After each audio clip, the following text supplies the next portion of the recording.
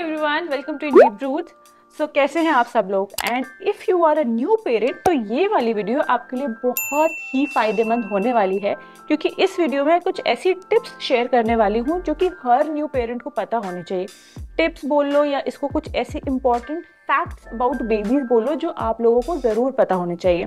If you are a new parent and आपका baby अगर सो रहा है, एंड क्या अभी तक आपने ऐसे किया है कि उसकी नाक के नीचे से उंगली लगा के देखिए कि is everything okay, baby sleeping right?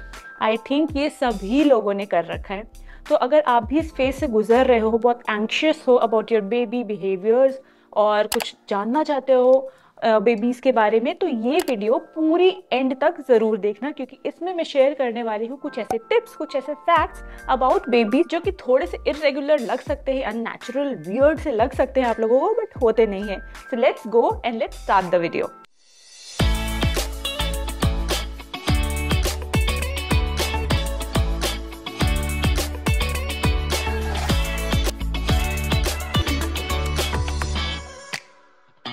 तो पहली चीज हम कवर करने वाले हैं इसमें, very important for babies, that is sleep. बच्चे जितना ज़्यादा सोएंगे उतना उनकी हेल्थ के लिए अच्छा रहता है। बट आपका बेबी सो रहा है, आपने नोटिस किया कि वो बहुत हिलता है एंड बहुत जल्दी जग जाता है, फिर आप उसको उठा के फिर से सुलाने में लग जाते हो। तो ये जानना ज़रूरी है कि babies, new born babies specially, उनका कुछ वेक विंडो होता है। वो वेक विंडो में आपको ऐसा लग सकता है कि बेबी या तो उठ गया है या तो हिल रहा है या थोड़ा अनईजी है, एंड आप फिर चले जाते हो बेबी को कंफर्ट करने के लिए, उसको वापस सुलाने के लिए। तो ये जो वेक विंडोज होते हैं, this is REM sleep. Babies ज़्यादातर रेम स्लीप में रहते हैं, एंड इसमें ऐसा लग सकता है हम पेरेंट्स को कि बेबीज आर अवेक, बट वो होते नहीं है। They are going through their light sleep वाला फेज। एंड अगर आप बेबीज को वैसे ही रहने दो तो बेबीज ऑटोमेटिकली खुद ब खुद वापस अपनी गहरी नींद में चले जाएंगे। तो ये वेक विंडोज का पता होना एंड ये जानना कि बेबीज ज़्यादातर अपनी रेम स्लीप में रहते हैं बहुत ही ज़रूरी है, नहीं तो आप बहुत ही परेशान रहोगे, बेबी को वापस जाके सुलाने की कोशिश करोगे। तो ये जानना ज़रूरी है। सोने के लिए एक और चीज़ कि बेबी को, न्यू बॉर्न बेबी को आप स्वाडल ज़रूर करो, क्योंकि न्यू बॉर्न बेबीज़ में क्या होता है, एक स्टार्टल रिफ्लेक्स होता है। आपने बेबी को सुलाया, बेबी खड़े होकर आप उसको स्वे कर रहे हो, एंड फिर आप जैसे ही सुलाने गए, बेबी को स्टार्टल रिफ्लेक्स होता है, आप जैसे उसको ले डाउन करते हो वो ऐसे अपने हाथ पैर ऊपर उठा के वो फिर से जग जाता है। तो इसको रोकने के लिए सबसे अच्छी जो टेक्निक होती है वो बेबी को अच्छे से कंफर्टेबली स्वाडल करना। एंड जब आप उसको लाई डाउन करवा रहे हो तो उसके लेग्स पहले आप रखो एंड फिर उसका बाकी ऊपर का एरिया वापस आप बेड पे रखो। तो इससे स्टार्टल रिफ्लेक्स नहीं होगा, बेबी स्वाडल्ड रहेंगे, तो ये अच्छा होगा। Second point, burping. Burping is very important. आपको हर फीड के बाद, बॉटल फीड के बाद, ब्रेस्ट फीड के बाद, हर फीड के बाद बर्प ज़रूर करवाना है बेबी को। बहुत ही इंपॉर्टेंट है, नहीं तो वो स्पिल कर सकते हैं मिल्क, सोने में अनईजी रहेंगे, उनको गैस हो जाएगी, बहुत सारी इश्यूज होते हैं। तो बर्प कराना इज़ वेरी इंपॉर्टेंट। मेरे डॉक्टर ने तो बोला था कि एटलीस्ट आप हाफ एन आवर का विंडो लेके चलिए, आप बर्प कराइए।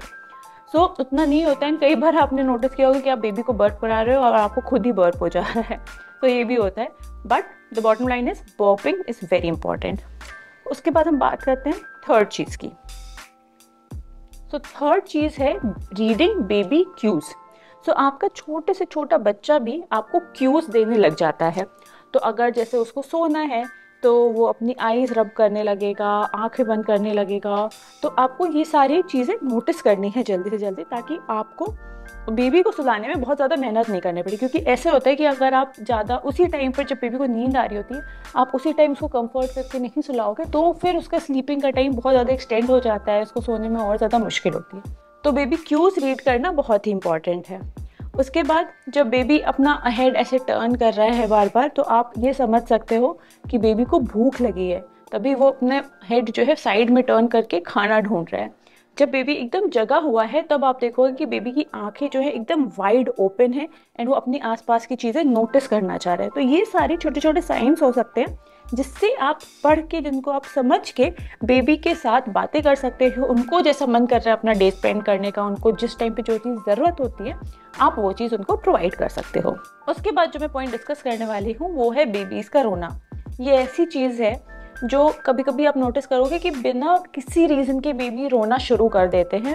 आपने सारी चीज़ें चेक कर ली कि ये नहीं है, बेबी भूखा नहीं है, बेबी टाइम से सो गया है, बेबी को किसी तरह का कंफर्ट, कोई डिस्कम्फर्ट नहीं है, कपड़े वगैरह सही हैं, इसका डायपर सही है, सब आपने चेक कर लिया, बट फिर भी बेबी रो रहा है, कोई रीज़न नहीं है, बेबी का पेट ठीक है, कोई गैस की प्रॉब्लम नहीं है, एवरीथिंग, बट फिर भी बेबी रो रहा है, तो ये एक तरह का डेवलपमेंट बिहेवियर है जो कि 2 वीक से होना शुरू होता है एंड आफ्टर 3-4 मंथ्स अपने आप खत्म हो जाता है। So this is one of the things that you might notice and इससे घबराने की कोई जरूरत नहीं है। Next thing which is very important, that is tummy time. Babies को टमी टाइम देना बहुत ही इंपॉर्टेंट है, क्योंकि आप जब टमी टाइम दोगे बेबी को तो बेबी अपने हैंड मूव करने की कोशिश करते हैं, अपने लेग्स मूव करने की कोशिश करते हैं।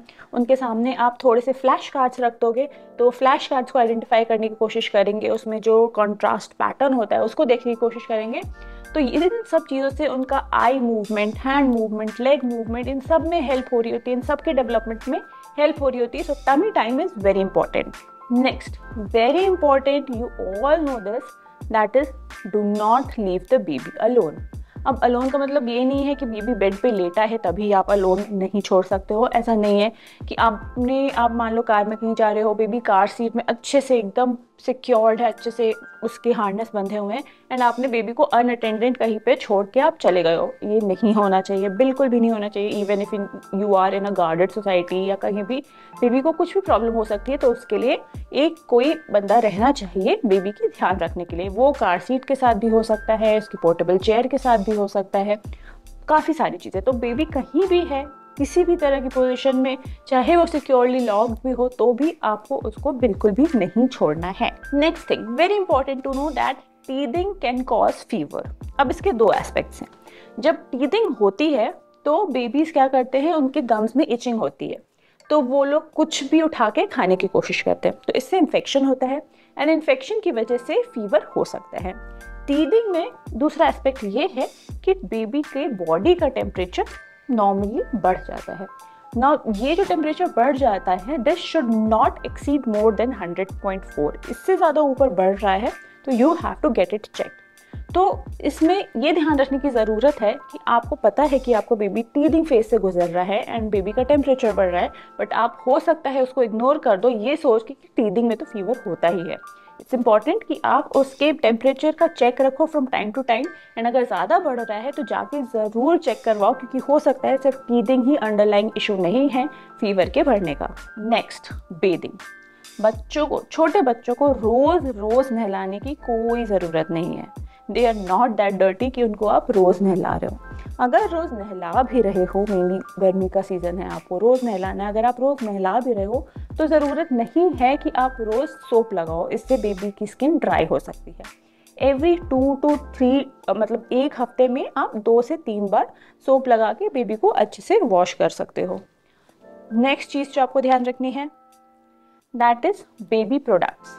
बहुत ज़्यादा बेबी को ओवरलोड नहीं कर देना है प्रोडक्ट से। Now my intention is towards the baby cot या बेबी क्रिप, जहाँ या फिर जहाँ भी आपका बेबी सो रहा है।